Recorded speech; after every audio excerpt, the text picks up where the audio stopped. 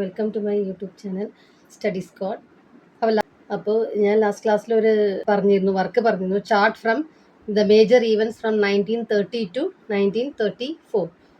എല്ലാവരും ചെയ്തു എന്ന് വിചാരിക്കണു.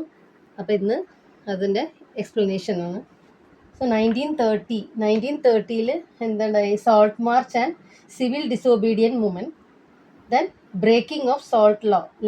ഗാന്ധിജി ബ്രിട്ടീഷുകാർ അവർ ടാക്സ് ഇമ്പോസ് ചെയ്തതിനെതിരെ സോൾട്ട് മാർച്ച് ടു ദണ്ഡി എന്നിട്ട് അവിടെ സിവിൽ ഡിസോബീഡിയൻസ് മൂവ്മെന്റ് ലോഞ്ച് ചെയ്തു.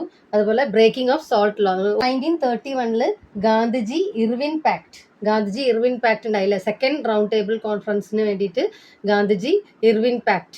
1932 communal award and Poona pact. Separate electorates for various communities അങ്ങനെ വേണമെന്നാണ് പറഞ്ഞിരുന്നത്. പക്ഷെ ഗാന്ധിജി ഇതിനെതിരെ സെപ്പറേറ്റ് ഇലക്ട്രേറ്റ്സ് ഓരോ കമ്മ്യൂണിറ്റി, ഹിന്ദു, മുസ്ലിം, സിഖ്, ആംഗ്ലോ ഇന്ത്യൻസ്, ഇവർക്കൊക്കെ അവിടെ ഒരു ഡിവിഷൻ വരും. ഹിന്ദുസ് തമ്മിലുള്ള ഒരു ഡിവിഷൻ വരുന്നു. ദലിത്സ് അങ്ങനെയൊക്കെ Gandhiji he started fasting in prison and at last 1932 Poona pact was launched. Poona pact, that is between Gandhiji and BR Ambedkar. അതിലെന്താ പറയണത്? അതായത് സെപ്പറേറ്റ് ഇലക്ട്രേറ്റ്സ് ഒരു കമ്മ്യൂണിറ്റിക്കും വേണ്ട, that is reserved seats for this Dalits. Next is 1934 withdrawal of civil disobedience movement. അതാണ് ഉണ്ടായത് അല്ലേ?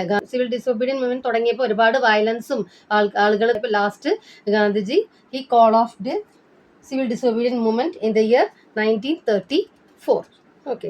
അപ്പോൾ അടുത്ത ക്ലാസ്സിലേക്ക് ഒരു ക്വസ്റ്റ്യൻ ആണ്. What role did culture, art and literature play in developing nationalism? Next ക്ലാസ്സിൽ നോക്കി വെക്കുക. അപ്പോൾ so I hope all understood. So all please subscribe to my channel. Thank you. See U.